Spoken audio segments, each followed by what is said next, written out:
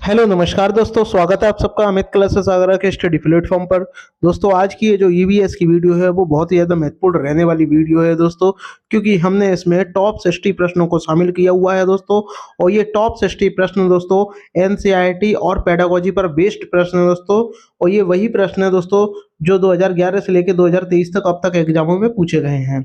तो ये इस वीडियो को ज़्यादा से ज़्यादा शेयर करें दोस्तों, और जितने भी मेरे भाई बहन लाइव देख रहे हैं वो एक बार चैनल को सब्सक्राइब जरूर करें और शेयर करना ना भूलें। तो चलिएगा दोस्तों, स्टार्ट करते हैं इस वीडियो को। देखिएगा ये वाला जो दोस्तों ये प्रश्न है, ये आपका कई बार एग्जाम में आ चुका है। जैसे कि मैं आपको बता दूं, ये रीट में भी आया हुआ है, सीटेट में भी आया हुआ है।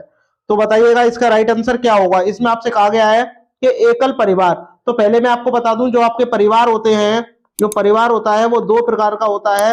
एक आपका एकल परिवार होता है और दूसरा आपका दोस्तों संयुक्त परिवार होता है। ठीक है। अब एकल परिवार में माता पिता और उनके अविवाहित बच्चे होते हैं, जबकि संयुक्त परिवार में माता पिता, दादा दादी, चाचा चाची, ठीक है, ये सब लोग इसमें शामिल होते हैं। तो ये आपको बताना है एकल परिवार से तात्पर्य है। अब आपको बताना है कि एकल परिवार से क्या तात्पर्य है। वर्ष 1950 के बाद बना परिवार एकल परिवार है। परिवार जिसमें माता पिता और उनके बच्चे हों, ये एकल परिवार है, ये वाला राइट है दोस्तों। संपूर्ण परिवार जिसमें बच्चे, माता पिता एवं दादा दादा, अगर ये वाला ऑप्शन होता दोस्तों तो ये संयुक्त परिवार का दोस्तों ऑप्शन है। तो ये संयुक्त परिवार का हो जाता है। केवल पति पत्नी ये रॉन्ग हो जाएगा। तो राइट आंसर क्या हो जाएगा, बी हो जाएगा दोस्तों। चलिएगा आगे बढ़ते हैं। जितने भी मेरे भाई बहन इस चैनल पे पहली बार विजिट कर रहे हैं वो चैनल को लाइक और सब्सक्राइब जरूर करें दोस्तों। बात करते हैं प्रश्न नंबर सेकंड की। परिवार एक इकाई होता है जिसमें माता पिता और उनके दो बच्चे होते हैं। यह कथन किसका है, यह आपको बताना है। ठीक है। सत्य है, क्योंकि सभी भारतीय परिवार इसी प्रकार के होते हैं। बताइएगा ये वाला राइट है क्या। आप बोलोगे ये भी नहीं है। सत्य नहीं है, क्योंकि इस कथन में यह स्पष्ट करना चाहिए कि बच्चे जैविक हैं। बच्चे तो जैविक होते ही हैं, तो ये भी रॉन्ग हो गया। सत्य नहीं है, क्योंकि परिवार कई प्रकार के होते हैं। ये वाली बात ठीक है। तथा परिवार का केवल एक ही प्रकार में वर्गीकृत नहीं किया जा सकता। परिवार को एक ही रूप में, एक ही प्रकार का वर्गीकृत नहीं किया जा सकता। परिवार जो है वो कई प्रकार के होते हैं। तो ये वाला राइट हो जाएगा। सत्य है, क्योंकि यह किसी आदर्श परिवार, ये रॉन्ग हो जाएगा दोस्तों। आपका राइट आंसर क्या हो जाएगा, सी हो जाएगा दोस्तों।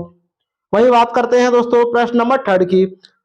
चलिए ज्यादा से ज्यादा भाई बहन इसका जवाब दीजिए कि इसका राइट आंसर क्या होगा। कमेंट करके मुझे आंसर बताइएगा। बच्चों का सामाजिकरण का पहला पाठ कहां से प्राप्त करता है। ये आपको बताना है कि बच्चा जो होता है वो सामाजिकरण का पहला जो पाठ होता है वो कहां से प्राप्त करता है या होता है, ये आपको बताना है। तो बताइएगा कहां से होता है। परिवार से होता है, विद्यालय से होता है, सांस्कृतिक केंद्र से होता है या धार्मिक केंद्र से होता है।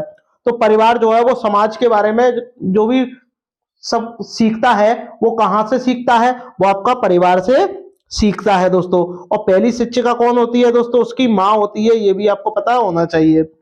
बात करते हैं प्रश्न नंबर 4 की। देखिएगा 4 वाले में आपसे क्या कहा गया है।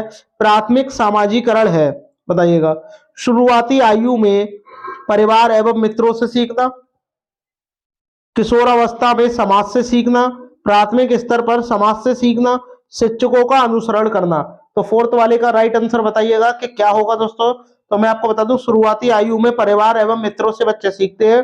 तो ये आपका क्या है, प्राथमिक सामाजिकरण है। तो आपका राइट आंसर क्या हो जाएगा दोस्तों, ए हो जाएगा। वही बात करते हैं दोस्तों प्रश्न नंबर 5 की। प्रश्न नंबर 5 में आपसे क्या बोला गया है, निम्न में से कौन सा कथन सही है। ये 4 आपको ऑप्शन दिए गए हैं। अब आपको इनमें से बताना है कि इनमें से कौन सा कथन जो है वो सही है। बताइएगा कमेंट करके। एकल परिवार में दहेज प्रथा सामान्य बात है। एकल परिवार में बाल श्रम सामान्य बात है। दहेज एवं बाल श्रम सामाजिक बुराइयां हैं। इसमें से बताना है कौन सा सही है। बताइए एकल परिवार में दहेज प्रथा लेना सामान्य बात है, क्या लेना चाहिए। तो आप बोलोगे ये तो गलत हो गया। बाल श्रम सामान्य बात नहीं होनी चाहिए, बालकों से श्रम कार्य नहीं करवाना चाहिए। दहेज और बाल श्रम ये क्या है, सामाजिक बुराइयां हैं। तो आपका राइट आंसर क्या हो जाएगा, सी हो जाएगा। ठीक है दोस्तों, ऑप्शन जो इसका 5 वाले का आपका जो सी है वो करेक्ट हो जाएगा। वही बात करते हैं प्रश्न नंबर 6 की। कमेंट करके बताइएगा। भारत में बाल विवाह निरोध अधिनियम किस वर्ष पारित हुआ था। भारत में बाल, पहले क्या होता था कि बाल विवाह करा देते थे बच्चों की 12 से 14 साल की आयु में उनका विवाह हो जाता था, लड़कियों का और लड़कों का भी। तो ये जो है एक तरीके का क्या है, गैर कानूनी अपराध है दोस्तों, ये कानूनन अपराध है। तो इस पर क्या है, एक अधिनियम तैयार किया गया। ये आपको बताना है कि किस वर्ष तैयार किया गया और कब से लागू हुआ। तो आपको मैं बता दूं पारित कब हुआ था दोस्तों, कमेंट करके मुझे बताइएगा। 2006 में, 2008 में, 2011 में या 1997 में। तो ये पारित दोस्तों 2006 में हुआ था। बट ये लागू कब हुआ था, ये लागू हुआ था दोस्तों 1 नवंबर 2007 से ये क्या हो गया था, लागू हुआ था दोस्तों। ये भी आपको पता होना चाहिए। बात करते हैं दोस्तों प्रश्न नंबर 7 की। बताइएगा इसका राइट आंसर क्या होगा। कौन सी विशेषता परिवार की नहीं है, बताइएगा। इनमें से कौन सी एक विशेषता है जो परिवार की नहीं है, ये आपको बताना है। कम से कम 2 भिन्न लिंग वाले वयस्क साथ रहते हो, यानी पत्नी पत्नी या दादा दादी, चाचा चाची, ये क्या है, 2 भिन्न लिंग वाले वयस्क साथ रहते हो। तो ये वाली बात तो वही सही है, ठीक है। तो ठीक है, प्रत्येक सदस्य की आय भिन्न भिन्न जमा की जाती हो, ये जरूरी नहीं है कि सभी की आय अलग अलग जमा होगी। वे समान आवास एवं समान भोजन, सामाजिक क्रियाओं का उपयोग करते हैं, ये भी सही बात है। सुरक्षा एवं बच्चों का साझा उत्तरदायित्व, ये भी ठीक है। बट गलत कौन सा है आपका, ये वाला हो जाएगा, जो आपका बी है दोस्तों, वो राइट आंसर हो जाएगा। वहीं बात करते हैं दोस्तों नेक्स्ट। ये वाला प्रश्न जो है वो कई बार एग्जाम में आया हुआ प्रश्न है दोस्तों। तो आपको बताना है इसमें से राइट आंसर क्या होगा। नारियल डली हुई किसी भी करी के साथ उबला हुआ टेपियोका, टेपियोका आ जाए तो आपको तुरंत केरल लगा देना है। निम्नलिखित में से किस क्षेत्र का लोकप्रिय भोजन है, केरल का है दोस्तों, ठीक है। तो आपका राइट आंसर क्या हो जाएगा, आपका ये जो डी है वो करेक्ट हो जाएगा। केरल में ही दोस्तों नावों की रेस होती है। नावों की रेस कहाँ होती है, केरल में ही होती है। और केरल में ही आपका क्या है, जो शांत घाटी राष्ट्रीय उद्यान है, ये भी आपका कहाँ है दोस्तों, केरल में ही है दोस्तों। तमिलनाडु का जो महत्वपूर्ण नृत्य है वो क्या है, बिहू है दोस्तों, ठीक है दोस्तों। बिहार में मधुबनी चित्रकारी होती है दोस्तों। चलिएगा आगे बढ़ते हैं, बात करते हैं प्रश्न नंबर 9 की। निम्नलिखित में से कौन सी ग्रीन हाउस गैसें हैं। अब आपको बताना है कि इनमें से कौन सी ग्रीन हाउस गैसें हैं। तो आपको पता होनी चाहिए कि ग्रीन हाउस गैसें कौन कौन सी होती हैं। जैसे कि मैं आपको बता दूं, आपकी CO2 होती है, जिसे कार्बन डाइऑक्साइड कहते हैं। ये आपकी ये लिखी हुई है, कार्बन डाइऑक्साइड है। दूसरा कौन सा है दोस्तों, मीथेन भी है, ठीक है। तीसरी क्या है, जलवाष्प भी है। एक और होती है दोस्तों, वो आपको बताना है, CFC होती है, यानी क्लोरोफ्लोरो कार्बन। ये आपकी फ्रिज AC वगैरह से निकलती है। एक और होती है दोस्तों नाइट्रस ऑक्साइड, यानी N2O। ये क्या है, ग्रीन हाउस गैसें हैं। 3 ए रही और ये ए रही, ठीक है। तो आपका ये तीनों तो लगा नहीं सकते, तो आपका राइट आंसर क्या हो जाएगा दोस्तों, डी हो जाएगा। उपरोक्त सभी ग्रीन हाउस गैसें हैं। बात करते हैं दोस्तों प्रश्न नंबर 10 की। पीने के लिए सुरक्षित पानी को क्या कहते हैं, बताइएगा। पीने योग्य पानी कहते हैं, आशुद्ध जल कहते हैं, ताजा जल कहते हैं, या नल का पानी कहते हैं। तो बताइएगा जो पीने का जो पानी होता है उसको हम क्या बोलते हैं, कमेंट करके मुझे बताइएगा। उसको हम बोलते हैं दोस्तों पीने योग्य पानी। क्या बोलते हैं दोस्तों, पीने योग्य पानी बोलते हैं दोस्तों। जो आपका ऑप्शन ए है वो करेक्ट हो जाएगा दोस्तों। पीने के लिए सुरक्षित पानी को पीने योग्य पानी कहते हैं। हाँ, हमारी पृथ्वी पर 0.65% पानी जो है वो पीने के योग्य है। 0.65 जो परसेंट है, इतना परसेंट पीने के योग्य पानी है। ये भी आपको ध्यान में रखना है दोस्तों। बात करते हैं प्रश्न नंबर 11 की। मिनी माता रोग ऐसी मछली खाने से होता है जिसमें अधिक मात्रा में पाया जाता है। अब आपको बताना है कि अधिक मात्रा में क्या पाया जाता है मछली के अंदर जिससे मिनी माता रोग हो जाता है। तो बताइएगा 11 का राइट आंसर क्या होगा दोस्तों, बताइएगा। क्या आर्सेनिक होगा, पारा होगा, कैडमियम होगा, या उपरोक्त सभी होगा। तो मैं आपको बता दूं इसका राइट आंसर क्या हो जाएगा, पारा हो जाएगा। पारा को हम मरकरी भी कहते हैं दोस्तों। मरकरी माँ और मिनी, इस ट्रिक से भी आप ध्यान रख सकते हो दोस्तों। और मरकरी का फॉर्मूला क्या होता है दोस्तों, Hg होता है। ये भी आपको पता होना चाहिए दोस्तों। तो मैं आपको इसके बारे में डिटेल बता दे रहा हूं। मिनी माता रोग ऐसी मछली खाने से होता है जिसमें अधिक मात्रा में क्या, पारा या मरकरी पाया जाता है। इन मछलियों को खाने से लगभग 3000 लोग प्रभावित हुए थे, जिनमें हाथ पैर मुंह जो है इनका ज्यादा संवेदनशील जो भी हड्डियां थी उनमें क्या है, ये रोग दिखाता दोस्तों, ठीक है। और ये सबसे पहले कहां दिखाता दोस्तों, ये जापान में दिखाता है। और जापान में किस जगह, एक मिनी माता एक जगह है, वहां ये रोग सबसे पहले देखा गया था और उसी जगह के नाम पे ही इस रोग का नाम रख दिया मिनी माता रोग। ठीक है दोस्तों, बात करते हैं प्रश्न नंबर 12 की। 12 का मुझे बताइएगा राइट आंसर क्या होगा, निम्नलिखित में से कौन सा जल प्रसारित रोग नहीं है, बताइएगा इनमें से कौन सा प्रसारित रोग नहीं है, यानी जल से प्रसारित नहीं होता। तो बताइएगा आपका राइट आंसर क्या हो जाएगा। देखिए हैजा भी जल के कारण होता है, टाइफाइड भी होता है, हेपेटाइटिस भी होता है, लेकिन ट्यूबरोक्लोसिस ये जो है आपके जल से नहीं होता। तो आपका राइट आंसर क्या हो जाएगा, आपका यही हो जाएगा, ऑप्शन जो आपका डी है वो करेक्ट होगा दोस्तों। ठीक है दोस्तों, चलिएगा आगे बढ़ते हैं दोस्तों, बात करते हैं प्रश्न नंबर 13 की। प्रश्न नंबर 13 में बताइएगा एक दूसरे से जुड़ी जटिल खाद्य श्रृंखला क्या कहलाती है, ये आपको बताना है। जो एक दूसरे से क्या हो, कनेक्टेड हो, उसको क्या बोलते हैं, फूड वेब बोलते हैं, यानी खाद्य जाल कहा जाता है। जो आपका ऑप्शन जो आपका ए है दोस्तों वो करेक्ट हो जाएगा दोस्तों। चलिएगा आगे बढ़ते हैं दोस्तों, वही बात करते हैं प्रश्न नंबर 14 की।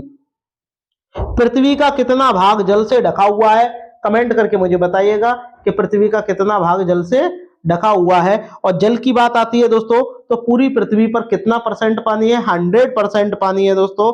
और 100 में से महासागरों यानी समुद्र में कितना है आपका 97% जो है दोस्तों ये आपका समुद्र का पानी है, जिसे आप महासागर के नाम से भी जानते हैं। 2% पानी जो है, जो आपका 2% पानी है ये बर्फ से जमा हुआ है ग्लेशियर में, और जो 1% जो पानी है दोस्तों ये आपका पीने योग्य पानी है दोस्तों, जिसको आप पी सकते हो। ठीक है, जो जिसको आप पी सकते हो, उपयोग में लेके आ सकते हो। तो आपसे यहाँ क्या कहा गया है, कितना भाग जल से ढका हुआ है, तो कितना भाग जल से ढका हुआ है आपका 3/4 ढका हुआ है, यानी जो आपका ऑप्शन जो सी है दोस्तों वो करेक्ट हो जाएगा, क्योंकि पूरी पृथ्वी पर 71% जल है दोस्तों।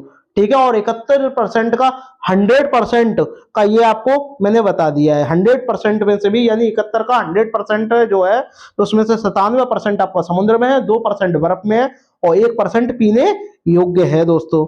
वही बात करते हैं प्रश्न नंबर 15 की। आई रोग जल में किस धातु के घुलने से होता है। देखिए पारे की बात करते हैं, पारा यानी जो मरकरी है ये घुल जाता है तो आपको मिनी माता रोग हो जाता है। ठीक है दोस्तों, कैडमियम के कारण होता है दोस्तों, तो आपका राइट आंसर क्या हो जाएगा, बी हो जाएगा। कैल्शियम के कारण हड्डियां कमजोर हो जाती हैं दोस्तों, क्या हो जाता है, हड्डियां कमजोर हो जाती हैं। ठीक है, ये भी आपको पता होना चाहिए, हड्डियां कमजोर हो जाती हैं, तो आपका राइट आंसर क्या हो जाएगा, बी हो जाएगा। बात करते हैं दोस्तों प्रश्न नंबर 16 की। प्रश्न नंबर 16 का मुझे राइट आंसर आप मुझे कमेंट करके मुझे बताइएगा कि प्रश्न नंबर 16 का आपका राइट आंसर क्या होगा, कमेंट करके मुझे बताइएगा। देखिएगा प्रश्न नंबर 16 में आपसे क्या कहा गया है, बहुत ही बढ़िया प्रश्न है दोस्तों। इसमें आपसे बोला गया है, पढ़िएगा पहला, इसमें आपसे कहा गया है वह जंतु कौन सा है जो अपने कानों को अलग अलग दिशाओं में बहुत अधिक घुमा लेता है और बाहर की ध्वनि को इकट्ठा करने में उसकी सहायता करता है। तो बताइएगा वह जो है कौन है, बताइएगा। और जो दूर दूर तक क्या है ध्वनि की आवाज सुन लेता है, यानी कंपन के द्वारा सुन लेता है, और इसकी जो आवाज है वो 3 किलोमीटर दूर तक इसकी दहाड़ने की आवाज जाती है। आप समझ गए होंगे वो कौन है, आपका बाघ है दोस्तों। विश्व बाघ दिवस आपका 29 जुलाई को मनाया जाता है दोस्तों। ठीक है, ये भी आपको पता होना चाहिए। स्लॉथ की बात करते हैं दोस्तों, यह दुनिया का सबसे आलसी जानवर है, जिस पेड़ पे रहता है उसी की पत्तियां खाता है दोस्तों। यह अच्छा एक तैराक भी है और ये 17 घंटे तक पेड़ से उल्टा लटक के सोता है दोस्तों। तो आपका इसका राइट क्या हो जाएगा, जो डी है वो करेक्ट हो जाएगा। चलिएगा आगे बढ़ते हैं, बात करते हैं दोस्तों, इस जो टेबल दी गई है इसमें आपको बताना है कि आपका राइट आंसर क्या होगा। बहुत ही बढ़िया प्रश्न है दोस्तों। देखिएगा क्या बोला गया है, कॉलम 1 तथा कॉलम 2 का आपको क्या करना है, मिलान करना है दोस्तों, और मिलान में जो आपका राइट आंसर होगा वो कौन सा होगा ये आपको बताना है। तो सबसे पहले दोस्तों बात करते हैं हम नीचे से, जो दर्जन जो चिड़िया होती है यह क्या करती है, 2 पत्तों को सिलकर यानी अपने चोंच से सिल करके क्या बनाती है, घोंसला बनाती है। तो झाड़ी पर 2 पत्तों को नुकीले सीकर यानी सीकर क्या है, घोंसला बनाती है। तो इसका राइट आंसर दोस्तों क्या हो जाएगा, इसका ये हो जाएगा, यानी जो तीसरे का जो है जो डी वाले का है वो थर्ड होगा। अब डी वाले का थर्ड तो सब में दिया हुआ है तो ये तो हो नहीं सकता। और आगे पढ़ते हैं और आगे देखते हैं, शक्कर खोरा की बात करते हैं, कोयल की बात करते हैं। वह अपना घोंसला स्वयं नहीं बनाता, कोए के घोंसले में अंडा देती है। जो कोयल जो होती है वो अपना घोंसला खुद नहीं बनाएगी, बल्कि कोए द्वारा बनाया गया घोंसला होगा उसमें अंडे देगी। ठीक है दोस्तों, तो आपका बी का क्या हो जाएगा, पहला हो जाएगा। अब बी का पहला किस में दिया हुआ है ये आप देख लो। अब बी का देखो पहला जो है, बी का इसमें दूसरा दिया हुआ है, ये क्रॉस हो गया ऑप्शन। बी का फोर्थ है, ये भी रॉन्ग हो गया। बी का सेकंड है, ये भी रॉन्ग हो गया। बी का पहला जो है यानी आपका जो डी है दोस्तों वो करेक्ट हो जाएगा। वही बात करते हैं दोस्तों शक्कर खोरा की बात करते हैं दोस्तों। जो शक्कर खोरा जो है यानी जो आपका सी वाला जो ऑप्शन है उसका क्या होगा ये आपको बताना है। तो ए का तो मैंने फोर्थ बता दिया कि ए का क्या हो जाएगा, फोर्थ हो जाएगा। ये रहा देखो, ए का फोर्थ हो गया और इसका कौन सा हो जाएगा, ये हो जाएगा। तो ए का फोर्थ क्या कहता है शक्कर खोरा का, कि छोटे पेड़ की डाली पर लटका हुआ घोंसला जिसमें बाल होंगे, बारीक घास होगी, पतली टहनियां होंगे और सूखे पत्ते, यह कपड़ों के चीथड़ों से क्या है अपना घोंसला बनाती है। जबकि बात करते हैं दोस्तों कलचड़ी की, यह सड़क के किनारे जो पत्थर होते हैं उनके बीच अपना घोंसला बनाती है। पौधों की टहनियां और बाल रुई बिछी हुई होती है दोस्तों। तो ये जो है इसके बारे में राइट ऑप्शन था दोस्तों, जो मैंने आपको बता दिया। ऑप्शन नंबर जो डी है वो करेक्ट होगा। इनमें से एक प्रश्न आपके एग्जाम में आना ही आना है दोस्तों। तो मेरे जितने भी भाई बहन लाइव देख रहे हैं वो चैनल को शेयर और सब्सक्राइब जरूर करें दोस्तों, ये बहुत ही ज्यादा महत्वपूर्ण रहने वाली वीडियो है दोस्तों। बात करते हैं दोस्तों प्रश्न नंबर 18। और हाँ दोस्तों, जितने भी मेरे भाई बहनों को इसकी पीडीएफ चाहिए वो टेलीग्राम पे लिखिएगा अमित क्लासेस आगरा, और वहां पर मेरा जो टेलीग्राम चैनल है उसको ज्वाइन कर लीजिएगा। वहां आपको ये पीडीएफ भी उपलब्ध हो जाएगी दोस्तों। 3 खाद्य पदार्थों का ऐसा समूह समूह जिसके प्रत्येक सदस्य में लौह तत्व प्रचुर मात्रा में होता है। यानी ये 3 आपको ऑप्शन, 4 ऑप्शन दिए गए हैं और चारों ऑप्शन में 3 पार्ट है, उनमें से बताना है कि इनमें से किसमें लौह तत्व होता है। तो कमेंट करके मुझे बताइएगा कि आपका राइट आंसर क्या होगा। फोर्थ वाले का मुझे, वो 18 वाले का आपको राइट आंसर बताना है क्या होगा। तो कमेंट करके मुझे बताइएगा। लौह तत्व में सबसे पहले आपको मैं बता दूं कि बंद गोभी में होता नहीं है, और प्याज में होगा नहीं, और टमाटर में होता नहीं है। तो आपका राइट आंसर क्या हो जाएगा, ए हो जाएगा। पालक में भी दोस्तों आयरन पाया जाता है, गुड़ में भी पाया जाता है और आंवले में भी पाया जाता है। आंवले में विटामिन सी भी पाई जाती है दोस्तों। जो आपकी विटामिन सी है ये आपकी आंवले में भी पाई जाती है दोस्तों, ये भी आपको पता होना चाहिए। वही बात करते हैं दोस्तों प्रश्न नंबर 19 की। प्रश्न नंबर 19 का आप मुझे राइट आंसर बताइएगा क्या होगा दोस्तों। सबसे पहले दोस्तों इसमें हम बात करते हैं कि आपसे क्या कहा गया है कि एक कार, ये क्या है दोस्तों, कार है दोस्तों। एक कार 1512 किलोमीटर की दूरी को, यानी जो डिस्टेंस है वो कितनी है आपकी 1512 किलोमीटर है दोस्तों, और उसको 28 घंटे में तय करती है। यानी टाइम आपको कितना दिया गया है, 28 घंटे दिए गए हैं, इतने घंटे में कवर करती है। तो इस कार की औसत चाल आपको बतानी है कि क्या होगी। तो बताइएगा औसत चाल क्या होगी। तो आपने एक फॉर्मूला पढ़ा होगा, स्पीड बराबर क्या होता है, डिस्टेंस अपॉन टाइम दोस्तों। तो आपको इसकी वैल्यू रख देनी है। तो आप जब वैल्यू रखोगे तो आपकी क्या आ जाएगी, यानी आप रखोगे 1512 और उसमें भाग दोगे 28 का, तो आपका कितना आ जाएगा, आपका यहाँ आ जाएगा, यहाँ लिख दे रहा हूं 54 किलोमीटर प्रति घंटा आ जाएगा दोस्तों। बट 1 किलोमीटर प्रति घंटा इसमें दिया नहीं है, इसमें मीटर प्रति सेकंड में दिया हुआ है। तो आप क्या करोगे, 5/18 से क्या कर दोगे, इसमें गुणा कर दोगे, यानी 54 इंटू 5/18, तो ये आपका मीटर प्रति सेकंड में आ जाएगा। और 18 से जब इसको करोगे दोस्तों तो 18 तिया 54 होगा और 3 पंजे 15, यानी 15 मीटर प्रति सेकंड जो है आपका आंसर आ जाएगा, जो कि आपका ऑप्शन जो बी है उसमें दिया गया है। ठीक है दोस्तों, एक जो नंबर है आपका इस वाले प्रश्न से आता ही आता है। तो इस क्वेश्चन की जो प्रैक्टिस है वो अच्छी तरीके से दोस्तों करके जाए एग्जाम में। वही बात करते हैं दोस्तों प्रश्न नंबर 20 की। प्रश्न नंबर 20 का मुझे राइट आंसर बताइएगा कि जो 20 का राइट आंसर है वो क्या होगा। कमेंट करके मुझे बताइएगा कि 20 वाले का राइट आंसर क्या होगा। कमेंट करके मुझे बताइएगा 20 वाले का राइट आंसर क्या होगा। इसमें आपसे कहा गया है निम्नलिखित में से 3 राज्यों को चुनना है, जो 3 राज्यों के उस समूह को चुनना है जो समुद्री तट जो है इनके, जिसके समुद्री तट जो है वो कहाँ है दोस्तों, बंगाल की खाड़ी की तरफ स्थित है। अब आपको ये बताना है कि बंगाल की खाड़ी किधर होती है, ये भी आपको बताना है। तो आंध्र प्रदेश, पश्चिम बंगाल, केरल। तो इसको करने से पहले इसका जो मैप है वो आप पहले एक बार देख लो। तो दोस्तों मैप क्या कहता है ये देखिएगा, कौन कौन से जो राज्य हैं भारत के वो बंगाल की खाड़ी की तरफ स्थित है। तो इधर आपकी क्या है दोस्तों, बंगाल की खाड़ी। ठीक है, ये आपको ध्यान होना चाहिए, बंगाल की खाड़ी। तो बंगाल की खाड़ी की तरफ कौन से, एक तो आपका तमिलनाडु है, आंध्र प्रदेश है, उड़ीसा है और वेस्ट बंगाल है, यानी पश्चिम बंगाल जिसे कहते हैं। तो ये चार जो है आपके बंगाल की खाड़ी की तरफ स्थित जो राज्य है। ठीक है दोस्तों, वही बात करते हैं दोस्तों, आगे बढ़ते हैं। ठीक है, आगे देखते हैं दोस्तों अब कौन कौन से हो जाएंगे इनमें से आपके राइट आंसर। देखिएगा, मैं आपको बता दूं, असम होगा नहीं, अभी अभी मैंने आपको बताया, गुजरात है नहीं है और केरल है नहीं है। तो आपका राइट आंसर क्या हो जाएगा, बी हो जाएगा, यानी आंध्र प्रदेश भी है, तमिलनाडु भी है, उड़ीसा भी है और एक और है पश्चिम बंगाल। ठीक है दोस्तों, क्या है, पश्चिम जो आपका बंगाल है ये भी उधर ही होगा। ठीक है दोस्तों, तो ये चार जो है राज्य हैं ये आपके बंगाल की खाड़ी की तरफ स्थित हैं दोस्तों। वही बात करते हैं दोस्तों प्रश्न नंबर 21 की। प्रश्न नंबर 21 का मुझे राइट आंसर बताइएगा कि क्या होगा। 21 वाले का राइट आंसर कमेंट करके मुझे बताइएगा क्या होगा। कि कन्नौज शहर इत्र के लिए प्रसिद्ध है, यह भारत के किस शहर, यानी कहने का मतलब यह है कि कन्नौज जो है, कन्नौज शहर जो है वो भारत के किस राज्य में स्थित है, यानी स्थित यानी कौन सा जिला है ये आपको बताना है। क्या उत्तर प्रदेश का एक जिला है कन्नौज, उत्तराखंड का है, गुजरात का है या महाराष्ट्र का है। देखिए मैं आपको बता दूं, जो कन्नौज जो है वो इत्र के लिए बहुत ज्यादा प्रसिद्ध है दोस्तों। तो ये आपको बताना है कि ये कहाँ स्थित है दोस्तों। तो बताइएगा ये कहाँ स्थित है। देखिए मैं आपको बता दूं, जो कन्नौज जो है इत्र के लिए प्रसिद्ध है और ये भारत में उत्तर प्रदेश का एक जिला है कन्नौज।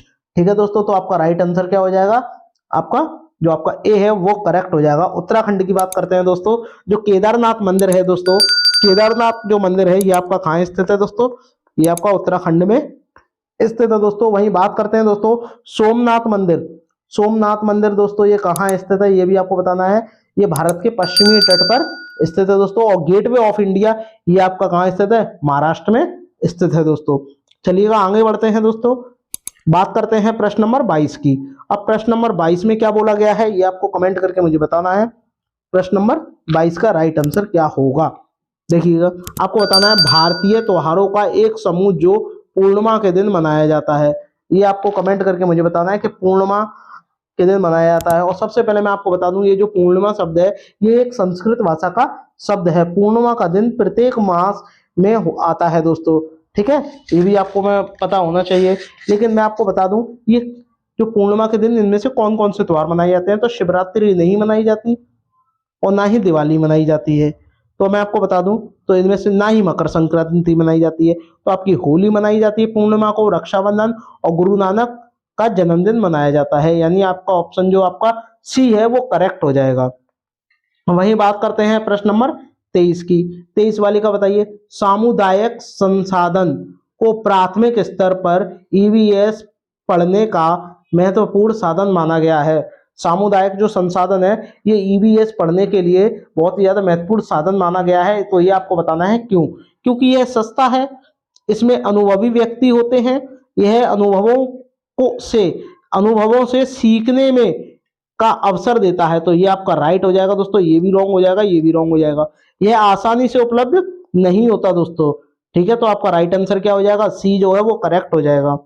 बात करते हैं दोस्तों प्रश्न नंबर 24 की। प्रश्न नंबर 24 में क्या कहा गया, कक्षा 5 के ईवीएस के विद्यार्थी अनुमान लगाते हैं कि एक छोटे डब्बे को भरने के लिए कितने चने के दानों की आवश्यकता होगी। यानी इन जो कक्षा 5 के विद्यार्थी हैं वो ईवीएस के विद्यार्थी हैं दोस्तों। अब ये अनुमान लगाते हैं कि छोटे से डिब्बे को अगर हम भरेंगे वो भी चने के दानों से, तो कितने चने के दानों की आवश्यकता होगी। तो ये क्या कर रहे हैं, एक अनुमान लगा रहे हैं। तो ये आपका वर्गीकरण होगा नहीं, ना ही संप्रेषण होगा, प्रयोग तो ये कर ही नहीं रहे हैं। तो क्या हो जाएगा, अनुमान लगा रहे हैं कि लगभग कितने चनों की आवश्यकता होगी दोस्तों। वही बात करते हैं प्रश्न नंबर 25 की दोस्तों। प्रश्न नंबर 25 का मुझे राइट आंसर कमेंट करके मुझे बताइएगा कि राइट आंसर क्या होगा। ज्यादा से ज्यादा भाई बहन कमेंट करके मुझे बताइएगा जब तक मैं आपका क्वेश्चन जो है रीड कर रहा हूं दोस्तों। 25 का मुझे राइट आंसर आप लोग बताइएगा क्या होगा। बताइएगा कि 25 वाले का राइट आंसर क्या होगा दोस्तों। मैं आपको पढ़ के बता दूं इसमें कि प्राथमिक स्तर पर ईवीएस बढ़ाने नहीं होगा, यहाँ पढ़ाने होगा। पढ़ाने का एक प्रमुख उद्देश्य है विद्यार्थियों को इस योग्य बनाना है कि, यानी प्राथमिक जो कक्षा होती है प्राथमिक स्तर पर, यानी 1 से लेकर 5 तक के बच्चों को ईवीएस पढ़ाने का प्रमुख उद्देश्य क्या है ये आपको बताना है। अभी ऐसे कौशल अर्जित करें जिससे वे स्वतंत्र रूप से पर्यावरण को बचाने हेतु क्रियाकलाप करें। प्राथमिक स्तर का बच्चा क्या पर्यावरण को बचाएगा, तो ये वाला रॉन्ग हो जाएगा दोस्तों। उच्च प्राथमिक स्तर की पढ़ाई हेतु पर्यावरण संबंधी प्रत्यय अर्जित करना, ये भी रॉन्ग हो जाएगा। विद्यार्थियों को कक्षा की शिक्षा को स्कूल से बाहर के जीवन से जोड़ने में मदद करता है, ये वाला ऑप्शन जो वो करेक्ट हो जाएगा। यानी स्कूल का जो ज्ञान है उसको बाह्य ज्ञान से जोड़ना, तो ये आपका करेक्ट हो जाएगा। परंपरागत विषयों, ये कोई इसका मतलब नहीं है, तो आपका राइट आंसर क्या होगा दोस्तों, सी जो है वो करेक्ट हो जाएगा, क्योंकि यहाँ जो है दोस्तों स्कूल के ज्ञान को बाहर ज्ञान से जोड़ने की बात कही गई है दोस्तों। वही बात करते हैं प्रश्न नंबर 26 की। प्रश्न नंबर 26 का मुझे बताइएगा राइट आंसर क्या होगा। निम्न में से किसका उपयोग ईवीएस के शिक्षकों द्वारा अपने विद्यार्थियों के प्रमाणिक सीखने की क्षमता का आकलन करने के लिए होगा, बताइएगा। यानी इनमें से कौन सा जो उपयोग है वो ईवीएस के शिक्षकों द्वारा अपने विद्यार्थियों को प्रमाणिक सीखने की क्षमता है, यानी बच्चों ने कितना सीखा है और शिक्षक को आकलन करना है, तो उनको कैसे पता चलेगा, तो वो क्या करेंगे। ये चार ऑप्शन दिए गए हैं, चारों का आप मुझे कमेंट करके मुझे बताइएगा कि वो क्या करेंगे। क्या टेस्ट लेंगे, बताइएगा। राइट आंसर मुझे बताइएगा इसका क्या होगा। 26 वाले का राइट आंसर मुझे बताइएगा क्या होगा।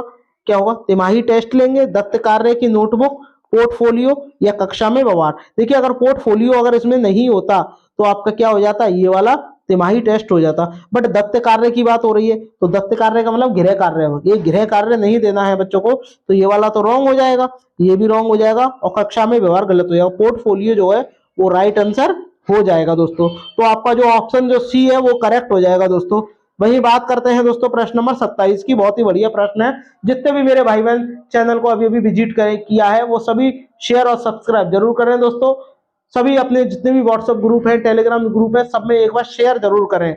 ऐसी ही महत्वपूर्ण वीडियो देखने के लिए हमारे चैनल को सब्सक्राइब जरूर करें। हम चीजें कैसे बनाते हैं, बनाने में निम्नलिखित में से कौन सी युक्ति अथवा स्वतंत्र स्रोत सबसे अधिक उपयोग है, बताइएगा। हमें कोई भी एक ऐसी कोई भी चीज बनानी है, उसमें सबसे ज्यादा उपयुक्त कौन सी युक्ति होगी और उसका स्रोत क्या होगा सबसे अधिक, ये आपको कमेंट करके मुझे बताना है कि आपका राइट आंसर क्या होगा। कमेंट करके मुझे बताइएगा आपका 27 वाले का राइट आंसर क्या हो जाएगा, कमेंट करके मुझे बताइएगा।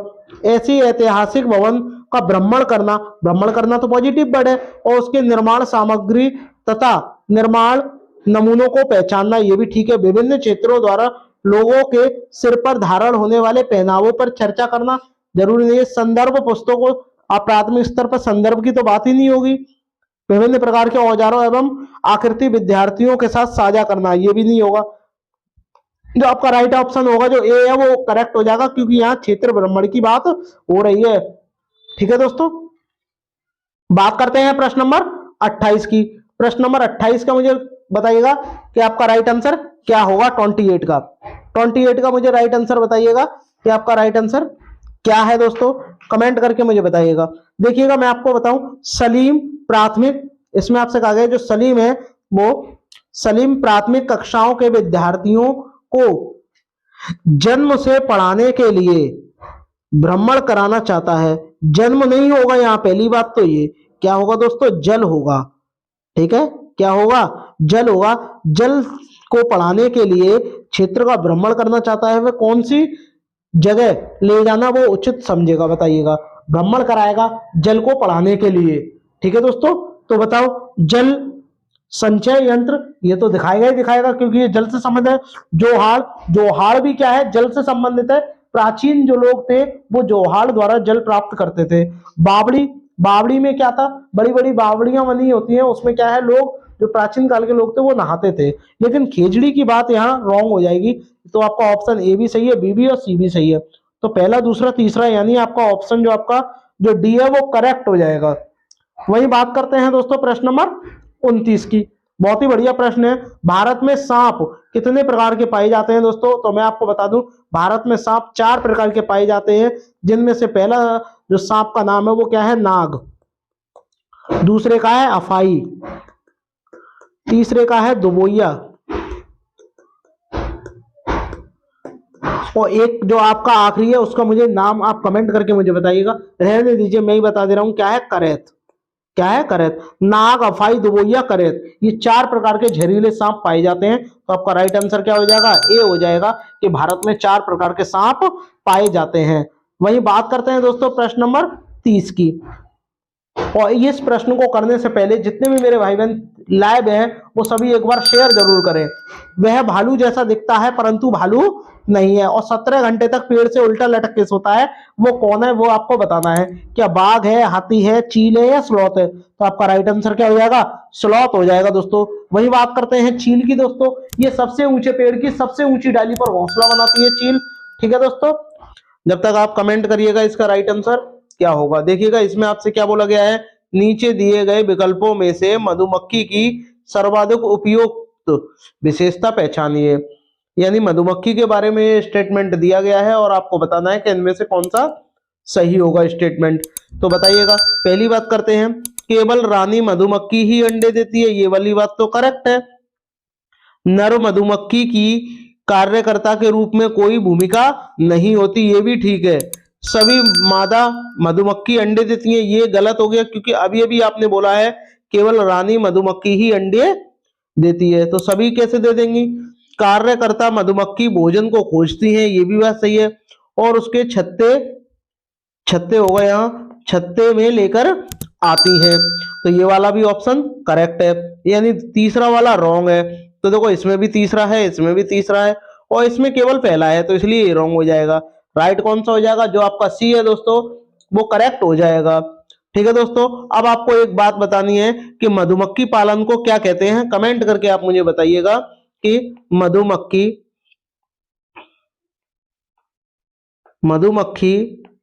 पालन को क्या कहेंगे, क्या कहते हैं। कमेंट करके मुझे बताइएगा कि मधुमक्खी पालन को क्या कहते हैं। जब तक हम बात करते हैं प्रश्न नंबर दूसरे की। देखिएगा इसमें आपसे क्या बोला गया है, इसमें आपसे कहा गया है दोस्तों, बहुत ही बढ़िया प्रश्न है। निम्नलिखित में से कौन सा जानवर का के आगे के दांत जो है वो पूरी जिंदगी भर बढ़ते रहते हैं। अब आपको बताना है कि इनमें से कौन सा ऐसा जानवर है, या पक्षी भी कह सकते हैं हम, कि उसके जो दांत हैं वो जिंदगी भर क्या है, बढ़ते रहते हैं। तो कमेंट करके मुझे बताइएगा किसके बढ़ते रहते हैं। क्या बिल्ली है, गिलहरी है, सांप है या बाघ है। तो सबसे पहले दोस्तों मैं आपको बता दूं कि बाघ दिवस कब मनाया जाता है, 29 जुलाई को मनाया जाता है। ये बहुत ज्यादा पूछा जाता है। भारत में दोस्तों सांप 4 प्रकार के पाए जाते हैं, जिसमें से पहला कौन सा है, करैत है, नाग है, अफाई है और दुबोइया है। ये 4 प्रकार के सांप पाए जाते हैं भारत में। आपका राइट आंसर क्या होगा दोस्तों, गिलहरी हो जाएगा, क्योंकि गिलहरी जो है अपने दांत को कुतरती रहती है और कुतरती रहेगी तो ठीक है, और नहीं कुतरेगी तो उसके दांत जिंदगी भर तक बढ़ते रहते हैं। और कुतरना जो है इसलिए इनके लिए फायदेमंद है, अगर कुतरेंगे नहीं तो दांत जो है इतने बड़े हो जाएंगे कि जबड़े को फाड़ देंगे। तो इसलिए क्या है, ये दांतों को कुतरते रहती हैं। तो इसका राइट आंसर क्या हो जाएगा, जो आपका बी है वो हो जाएगा। देखो गिलहरी के कृंतक दांत कितने होते हैं मैं आपको बता दूं, जो गिलहरी के कृंतक दांत है, वो कितने होते हैं दोस्तों, 6 होते हैं। जबकि गिलहरी के संपूर्ण दांत कितने होते हैं, 28 होते हैं। ठीक है दोस्तों, और गिलहरी के 3 प्रकार के दांत होते हैं, कृंतक होते हैं, चवर्णक होते हैं, ठीक है, और एक कौन से होते हैं, एक अग्र चवर्णक होते हैं। ठीक है, कृंतक, चवर्णक और अग्र चवर्णक। ठीक है, रदनक इंसानों के होते हैं, वो इनके नहीं होते हैं। इनमें कुतरने के लिए बड़े दांत होते हैं जो जीवन पर्यंत वो विकसित होते रहते हैं। विकसित का मतलब जीवन भर बढ़ते रहते हैं। तो आपका राइट आंसर क्या हो जाएगा, जो आपका बी है वो करेक्ट हो जाएगा दोस्तों। बात करते हैं प्रश्न नंबर 3 की। वे व्यक्ति जो वनों में कम से कम 25 वर्षों से रह रहे हैं, उनका वन भूमि और उनमें होने वाली उपज पर अधिकार हो जाता है। यह एक्ट कहां से लिया गया है, ये आपको बताना है। तो कमेंट करके मुझे बताइएगा कि ये एक्ट जो है ये कहां से लिया गया है। देखिए वन की बात हो रही है तो कहीं ना कहीं ये वन एक्ट से ही संबंधित है। ठीक है, तो वन एक्ट के अधिकार 2007 से, भारतीय वन एक्ट ये भारत में ही नहीं, ये संपूर्ण विश्व में लागू है। तो ये वाला गलत हो जाएगा, राष्ट्रीय वाला होगा नहीं, वन की बात नहीं हो रही है, संशोधन की। तो आपका राइट आंसर क्या होगा, जो ए है वो करेक्ट हो जाएगा। कोई भी व्यक्ति जिस जगह पर भी रह रहा है और वो 25 वर्षों से कम रह रहा है, 25 वर्षों से ज्यादा समय हो गया, तो उस जो जमीन होगी उस पर उस व्यक्ति का अधिकार हो जाता है। ठीक है, तो ये वाला आपका राइट आंसर हो जाए। इसमें कहा गया है झूम की खेती होती है, तो बताइएगा झूम की खेती होती है, जैविक खेती होती है, काट और दग्ध की खेती होती है, कीटनाशकों का सीमित उपयोग होता है इसमें, या रासायनिक खाद का असीमित उपयोग होता है। तो ये आपको बताना है कि आपका राइट आंसर क्या होगा। तो कमेंट करके मुझे बताइएगा। और ये आपको बताना है कि ये कहाँ होती है, भारत में कहाँ कहाँ ये झूम की खेती होती है दोस्तों। तो देखो, झूम की खेती को हम स्थानांतरण शील कृषि भी कहते हैं, क्योंकि ये क्या है, ये इसमें स्थान ज्यादा परिवर्तित होते हैं। परिवर्तित कैसे, परिवर्तन कर दिया दूसरे पे। जैसे कि आज इस खेत में अगर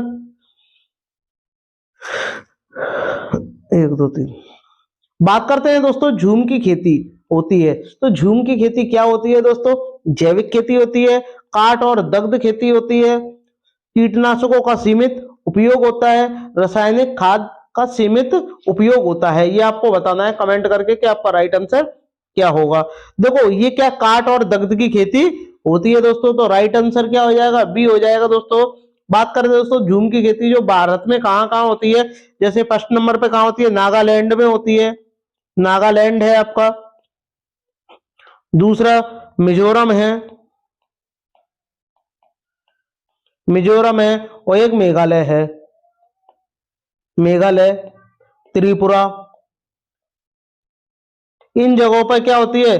और एक और मणिपुरी, मणिपुर, यहां पर कहां होती है, झूम की खेती दोस्तों होती है। तो आपका राइट आंसर क्या हो जाएगा, जो बी है वो करेक्ट हो जाएगा दोस्तों। चलिएगा आगे बढ़ते हैं। झूम की खेती को अलग अलग कई नामों से जाना जाता है। जैसे किसी देश की बात करें तो श्रीलंका में झूम की खेती को किस नाम से जाना जाता है, तो श्रीलंका में चेना के नाम से जाना जाता है। बर्मा में बात करें तो टांगिया के नाम से जाना जाता है। फिलीपींस की बात करें कैंगिन के नाम से जाना जाता है। थाईलैंड में तमराई के नाम से जानी जाती है, और मलेशिया में लद्दाख के नाम से जानी जाती है। तो कई डिफरेंट डिफरेंट देशों में ये कई प्रकार के अपने नामों से प्रचलित है। जैसे कि भारत में इसको झूम की खेती कहते हैं दोस्तों। ठीक है, चलिएगा आगे बढ़ते हैं, बात करते हैं प्रश्न नंबर 5 की। रोनाल्ड रॉस को 1902 में चिकित्सा के क्षेत्र में एक नोबेल पुरस्कार मिला था, तो वो क्या शोध करने के लिए मिला था, ये आपको कमेंट करके मुझे बताना है। तो कमेंट करके मुझे बताइएगा क्या शोध करने के लिए मिला था। डेंगू मच्छर से फैलता है, मलेरिया मच्छर से फैलता है, चिकनगुनिया मच्छर से फैलता है, प्लेग चूहों से फैलता है। तो ये तो करेक्ट बातें हैं कि भैया ये प्लेग से बीमारी जो है वो चूहों से फैलती है। ठीक है, तो मैं आपको बता दूं कि इनको जो पुरस्कार मिला था 1902 में, वो मलेरिया मच्छर से फैलता है। इन्होंने इसका शोध किया था, इसलिए इन्हें 1902 में पुरस्कार मिला था दोस्तों। तो राइट आंसर क्या हो जाएगा आपका, जो बी है वो करेक्ट हो जाएगा।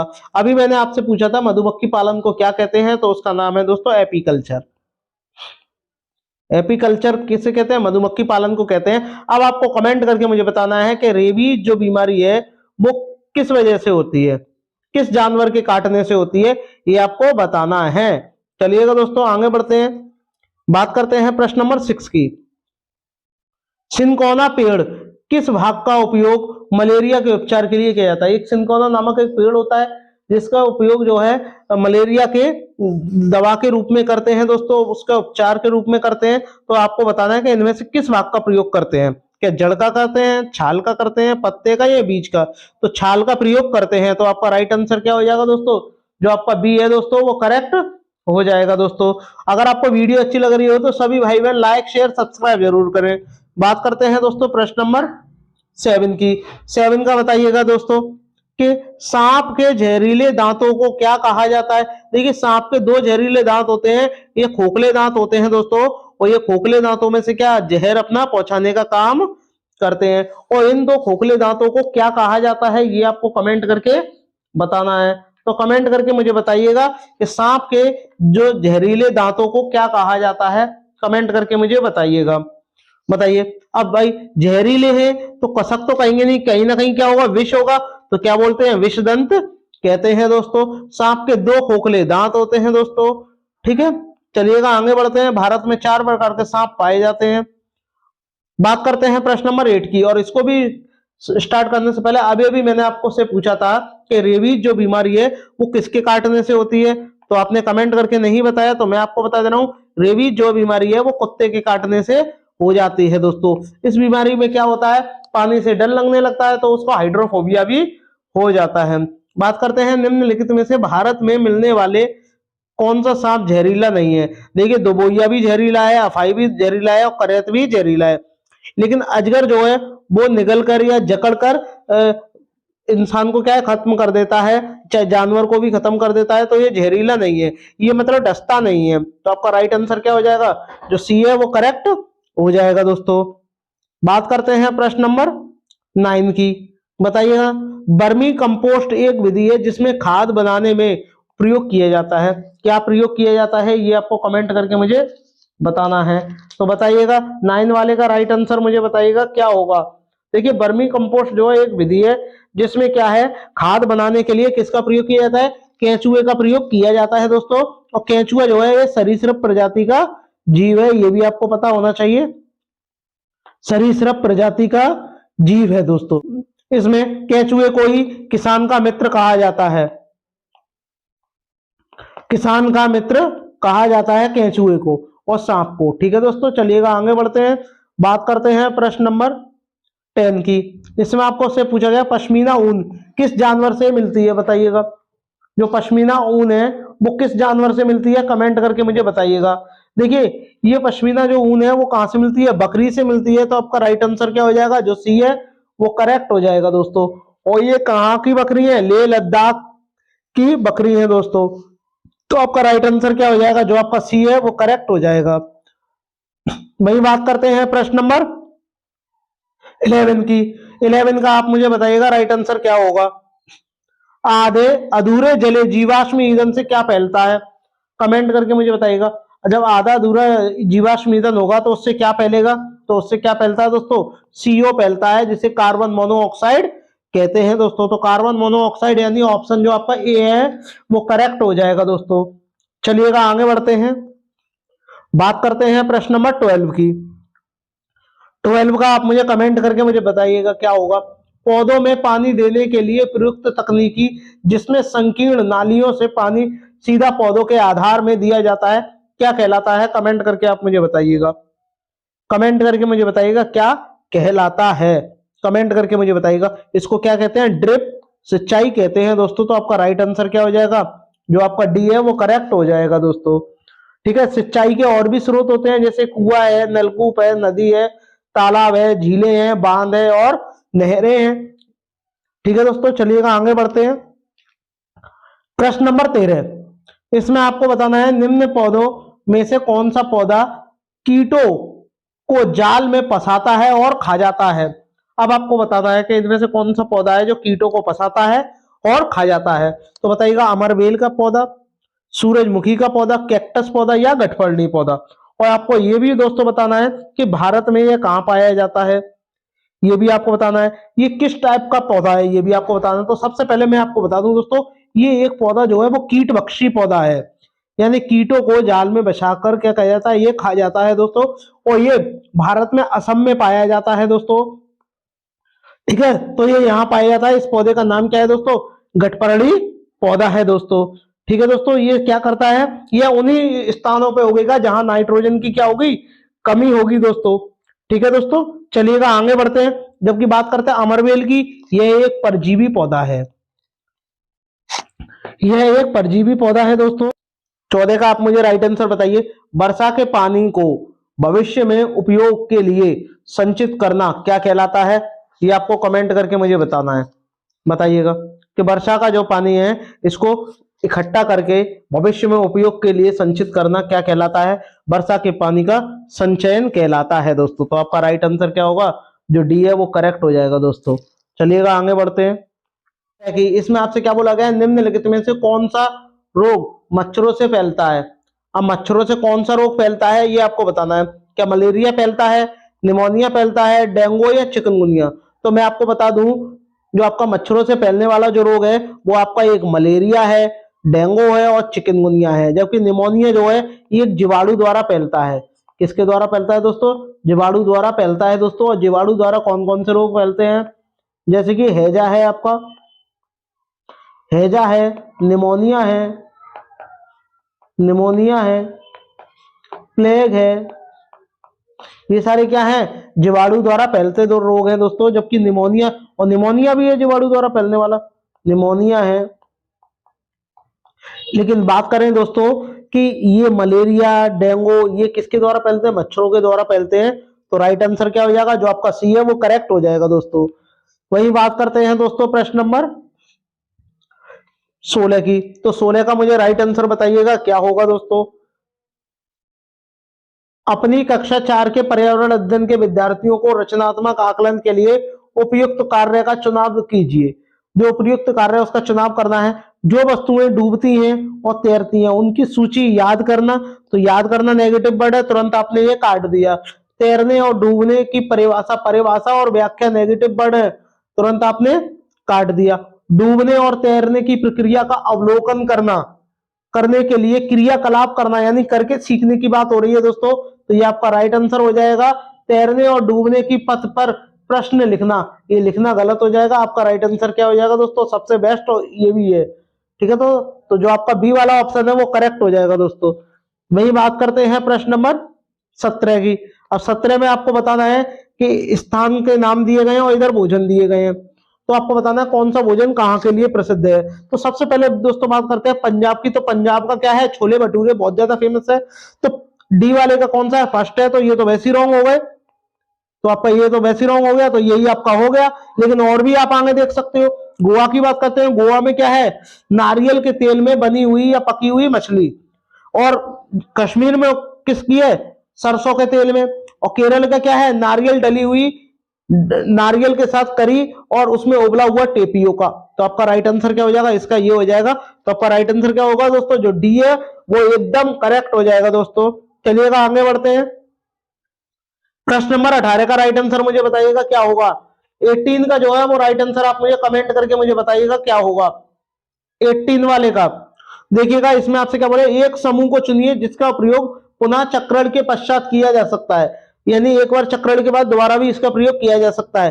तो पॉलिथीन बैग, कागज, बैटरी, बैटरी का नहीं किया जा सकता, ना ही मोबाइल फोन का किया जा सकता है। चादरें, समाचार पत्र का कैसे कर लेंगे? ये भी गलत हो जाएगा, बैटरी भी गलत है। लोहे की कीले दोबारा भी कर सकते हैं। कांच की बोतल का भी हो जाएगा। स्टील मग, गत्ते का डब्बा, ये दोबारा रिसाइकिल हो जाते हैं दोस्तों। जबकि बात करते हैं दोस्तों चमड़े का बैग, लकड़ी की मेज नहीं होगी दोस्तों, वो तो उठानी ही पड़ेगी, टूट जाएगी। तो आपका राइट आंसर क्या होगा? जो आपका सी है दोस्तों वो करेक्ट हो जाएगा। वही बात करते हैं प्रश्न नंबर 19 की। 19 का बताइएगा, निम्नलिखित में से सही कथन को चुनना है आपको।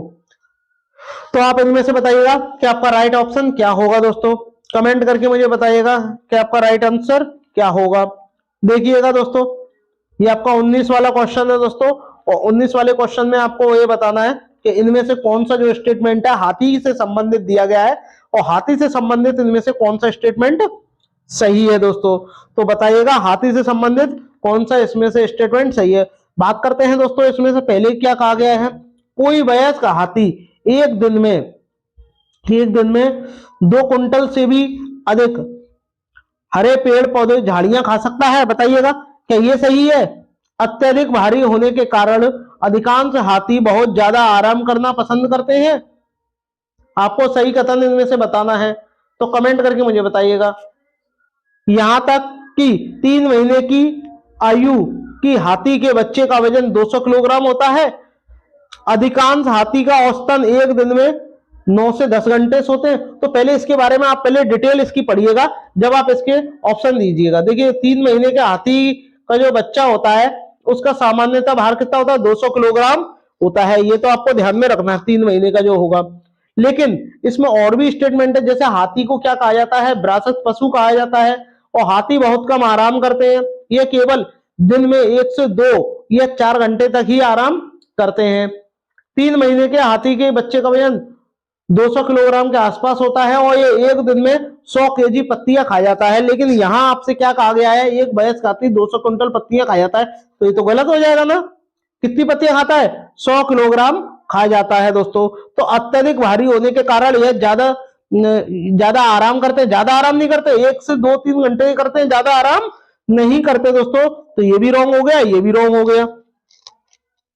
3 महीने के हाथी के बच्चे का वजन 200 किलोग्राम होता है, ये तो करेक्ट बात है, मैंने अभी भी आपको बताया। अधिकांश हाथी का औसतन एक दिन में 9 से 10 घंटे सोते नहीं, 2-3-4 घंटे सोते हैं, ज्यादा नहीं सोते दोस्तों। और हाथी को विरासत पशु कहते हैं दोस्तों, विरासत पशु भी कहा जाता है दोस्तों। तो ये क्या है आपका राइट ऑप्शन हो जाएगा। तो जो आपका सी है वो एकदम करेक्ट होगा दोस्तों। तो चलिएगा आगे बढ़ते हैं दोस्तों, बात करते हैं प्रश्न नंबर 20 की। अब 20 आपको बताना है कि निम्नलिखित में से 3 राज्यों के उस समूह को चुनिए जो जिनकी समुद्री तट कहां है? बंगाल की खाड़ी पर है। अब बंगाल की खाड़ी पर कौन कौन से हैं तो मैं आपको बता दूं, देखिएगा इसमें आपके में दिया गया है, मैंने मैप दिया गया है, और इसमें आपसे देखिए क्या बोला है। देखिए इधर क्या होता है? बंगाल की खाड़ी, बंगाल की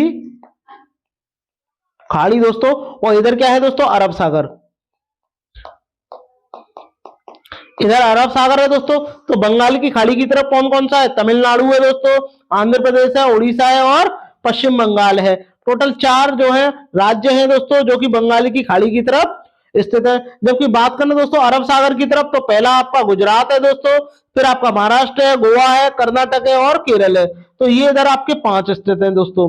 ठीक है दोस्तों, तो ये कितने हैं? 5 अरब सागर में स्थित है और 4 बंगाल की खाड़ी की तरफ स्थित है दोस्तों। तो अब आप तुरंत इनमें से बता सकते हो कि कौन कौन से बंगाल की खाड़ी की तरफ स्थित है और कौन कौन से बंगाल की खाड़ी की तरफ नहीं स्थित है। तो देखिएगा दोस्तों, इसमें मैं आपको बता दूं कि इसमें आपसे क्या बोला गया है कि बंगाल की खाड़ी जिनके समुद्री तट कहां है? बंगाल की खाड़ी पर है दोस्तों। तो देखो केरल तो है नहीं है, केरल वैसे ही कट गया, तो यहाँ पे भी केरल है, यहाँ पे भी केरल है, तो ये भी कट गया, कट गया। और इसमें गोवा है, ये वैसे ही कट गया। तो आपका क्या हो गया? सी रह गया, आंध्र प्रदेश, उड़ीसा और तमिलनाडु, ये तो है। और चौथा कौन सा होता? वो पश्चिम बंगाल हो जाता। तो आपका राइट आंसर क्या होगा? जो आपका सी है दोस्तों वो करेक्ट हो जाएगा। वही बात करते हैं दोस्तों प्रश्न नंबर 21 की। 21 का बताइएगा, किसी एक सभा में अपना परिचय देते समय किसी छात्र ने एक कथन दिया और उस कथन पे आपको विचार करना है और आपको बताना है कि वह छात्र जो है वो कहां से आया है। तो कमेंट करके मुझे बताइएगा कि इसका राइट आंसर क्या होगा। कमेंट करके मुझे बताइएगा राइट आंसर क्या होगा दोस्तों।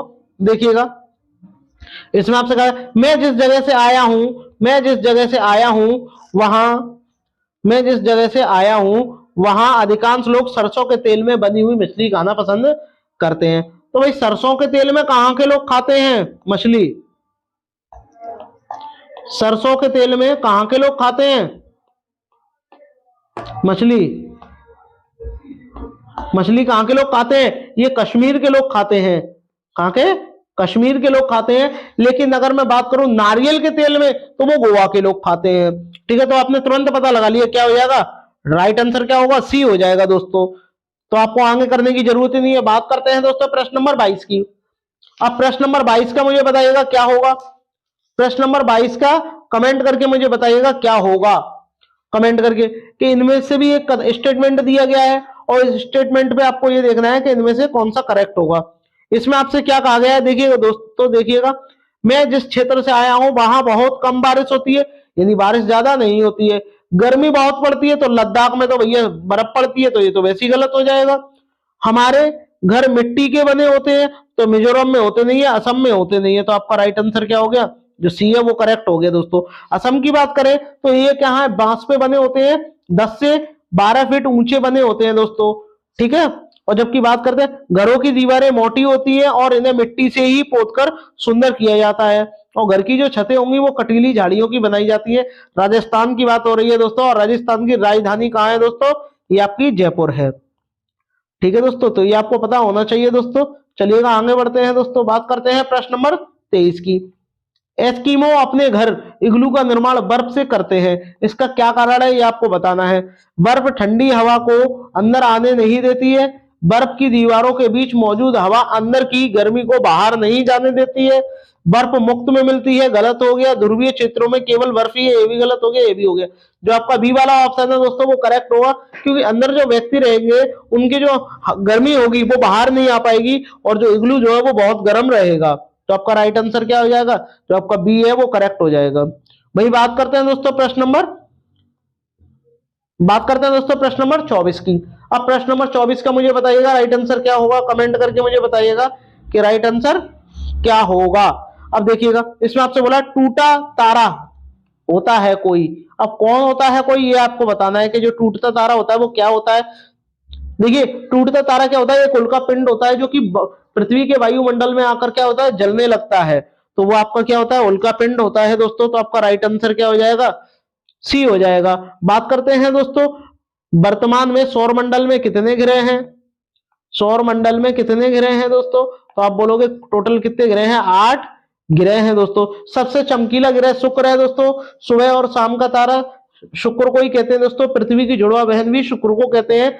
सबसे चमकीला तारा शुक्र है। और सूर्य के सबसे निकट ग्रह कौन सा है, बुध है दोस्तों। ये भी आपको पता होना चाहिए। बात करते हैं प्रश्न नंबर 25 की।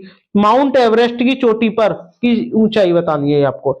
जो माउंट एवरेस्ट है इसकी चोटी की ऊंचाई कितनी है दोस्तों, तो 8,850 क्या है इसकी ऊंचाई है दोस्तों। बात करते हैं ये कहां स्थित है दोस्तों, नेपाल में स्थित है दोस्तों। और नेपाल में इसको किस नाम से जाना जाता है, सागर माता के नाम से जाना जाता है दोस्तों। ठीक है, सागर माता के नाम से जाना जाता है दोस्तों। चलिएगा आगे बढ़ते हैं, बात करते हैं प्रश्न नंबर 26 की। और 26 वाले का मुझे राइट आंसर बताइएगा कि आपका क्या होगा 26 वाले का। देखिएगा इसमें आपसे क्या बोला है, खेजड़ी वृक्ष के बारे में नीचे दिए गए गलत कथन की आपको पहचान करनी है। यानी 3 सही दिए गए होंगे और एक क्या है, गलत दिया गया होगा। तो आपको वही इसमें से पहचानना है। तो पहचान के मुझे बताइएगा कि खेजड़ी के बारे में इनमें से कौन सा जो है वो सही कथन है। यह वृक्ष मुख्यतः रेगिस्तानी क्षेत्रों में पाया जाता है, बताइएगा। आपको गलत कथन चुनना है, तो बताइएगा ये रेगिस्तानी क्षेत्रों में पाया जाता है। तो आप बोलोगे ये तो सही बात है, रेगिस्तानी क्षेत्रों में पाया जाता है दोस्तों। जो खेजड़ी का जो वृक्ष होता है ये कहाँ पाया जाता है, रेगिस्तानी क्षेत्रों में पाया जाता है दोस्तों। तो ये तो ठीक है। अभी आगे और भी पढ़ते हैं, देखते हैं क्या कहा गया है। तो ये तो बात सही है, इसे उगाने के लिए अधिक जल की आवश्यकता नहीं होती। बताइएगा अगर हम इसे उगाएंगे तो इसमें अधिक जल की आवश्यकता होगी क्या, बताइएगा। नहीं होती। यह वृक्ष अपने तने में जल संचित करता है, बताइएगा। क्या ये वाला सही है क्या, और इसकी उपयोगिता पड़ने पर वहां से पानी निकाल लिया जाता है। इस वृक्ष की छाल का उपयोग दवाइयों बनाने के लिए किया जाता है और कीड़ों को का प्रभाव जो है इस वृक्ष पे नहीं पड़ता है। तो दोस्तों मैं आपको सीधी बात बता दूं कि यह वृक्ष जो है खेजड़ी जो है राजस्थान का राष्ट्रीय वृक्ष राजकीय वृक्ष है दोस्तों। और ये रेगिस्तानी क्षेत्रों में पाया जाता है। बात एकदम सही है दोस्तों। और इसको उगाने के लिए अधिक जल की आवश्यकता नहीं पड़ती, क्योंकि राजस्थान के रेगिस्तान में क्या है ये होता है, तो वहां पानी तो होता ही नहीं है, तो अधिक पानी की आवश्यकता नहीं पड़ती। ये भी ठीक है दोस्तों। लेकिन यह वृक्ष जो है अपने तने में जल संचित नहीं करता है दोस्तों। और वो जल संचित कौन करता है, रेगिस्तानी ओक करता है दोस्तों। ठीक है, रेगिस्तानी वो ओक होता है दोस्तों जो कि अपने तने में क्या है, जल संचित करता है। और इसकी जो वृक्ष होता है इसकी छाल का उपयोग दवाई के रूप में भी किया जाता है और इसकी लकड़ी में कभी भी कीड़े नहीं लगते। तो ये भी ठीक है। तो आपसे क्या पूछा था, गलत स्टेटमेंट पूछा था, और गलत क्या है, जो आपका सी है वही करेक्ट हो जाएगा दोस्तों, क्योंकि ये इसमें रॉन्ग पूछा है। तो आपका क्या होगा, सी वाला रॉन्ग है दोस्तों। चलिएगा आगे बढ़ते हैं, बात करते हैं प्रश्न नंबर 27 की। 27 का आप मुझे बताइएगा क्या होगा, कमेंट करके मुझे बताइएगा कि 27 वाले का राइट आंसर क्या होगा। 27 वाले का मुझे बताइएगा। इसमें आपसे क्या कहा गया है कि पर्यावरण अध्ययन के शिक्षक अपनी कक्षा में वास्तविक चुनौती है। वास्तविक चुनौती क्या है ये आपको बतानी है। विद्यार्थियों को सूचना देना, विद्यार्थियों को कार्य पर थक देना, विद्यार्थियों को सीखने का अवसर देना। गृह कार्य वैसे ही गलत हो गया, तो सबसे बेस्ट ऑप्शन क्या है, जो आपका सी है वो करेक्ट हो जाएगा दोस्तों। चलिएगा बात करते हैं प्रश्न नंबर 28 की। 28 का बताइएगा, निम्नलिखित में से क्या पर्यावरण अध्ययन के सीखने का प्रभावशाली संसाधन है, बताइएगा। जिससे क्या है, पर्यावरण सीखा जा सके। तो दृश्य दिखाएंगे, उससे तो केवल कुछ होगा नहीं, ना ही कार्य पद्धति से होगा, ना ही पुस्तक से होगा। क्या होगा, कविताएं उनके बारे में दिखाएं, कहानियां सुनाएं, तो बच्चा कहीं ना कहीं जिज्ञासा उत्पन्न होगी। तो आपका राइट आंसर क्या होगा, जो ए है वो करेक्ट हो जाएगा। प्रश्न नंबर 29 का मुझे बताइएगा कि 29 का जो है राइट आंसर क्या होगा दोस्तों? तो 29 की बात करते हैं। देखिएगा इसमें आपसे क्या कहा गया, निम्नलिखित में से क्या पर्यावरण अध्ययन की पाठ्य पुस्तकों के अतिरिक्त एक महत्वपूर्ण साधन हो सकता है जो पर्यावरण की पुस्तकों से अलग है, जिसमें रह करके बच्चा कुछ सीख सकता है पर्यावरण के बारे में? तो संसार का मानचित्र में रहकर तो नहीं सिखाएंगे, प्रयोगशाला नहीं हो जाएगा, पाठ्य सामग्री ये सब क्या है, पाठ्य पुस्तकों के हैं दोस्तों। और पाठ्य पुस्तक के से क्या पूछ रहा है, अतिरिक्त पूछ रहा है, इसके अलावा पूछ रहा है, तो वो क्या हो जाएगा, समुदाय हो जाएगा, समुदाय के सदस्य। यानी बच्चा जब है, जब वो अपना जीवन, स्कूली जीवन को बाह्य जीवन से जोड़ेगा, बाह्य जीवन यानी समाज में रहेगा, तभी तो वो पर्यावरण सीखेगा। तो आपका राइट आंसर क्या हो जाएगा, जो ए है वो करेक्ट हो जाएगा। और बात करते हैं दोस्तों प्रश्न नंबर 30 की। निम्नलिखित में से किस आकलन का पर्यावरण अध्ययन की कक्षा में विद्यार्थियों द्वारा आनंद लिया जाता है? और वो आपका कौन सा है, पोर्टफोलियो का आकलन। इसमें बच्चे की क्या है, जितनी भी गतिविधि होती है, बच्चे ने कितना पढ़ा है, ये सब कुछ इसके अंतर्गत लिखा जाता है, जिसको पोर्टफोलियो कहते हैं दोस्तों। पेपर पेंसिल गलत हो जाएगा, मौखिक प्रश्न गलत हो जाएगा, परीक्षण ये भी गलत हो जाएगा दोस्तों। तो आपका राइट आंसर क्या होगा, जो आपका ए है वो करेक्ट हो जाएगा दोस्तों। चलिएगा आगे बढ़ते हैं। आई होप दोस्तों इतना ही है दोस्तों। आई होप आपको वीडियो पसंद आई होगी, और पसंद आई हो तो प्लीज चैनल को लाइक शेयर सब्सक्राइब जरूर करिएगा दोस्तों। मिलते हैं नेक्स्ट वीडियो में, तब तक के लिए धन्यवाद दोस्तों।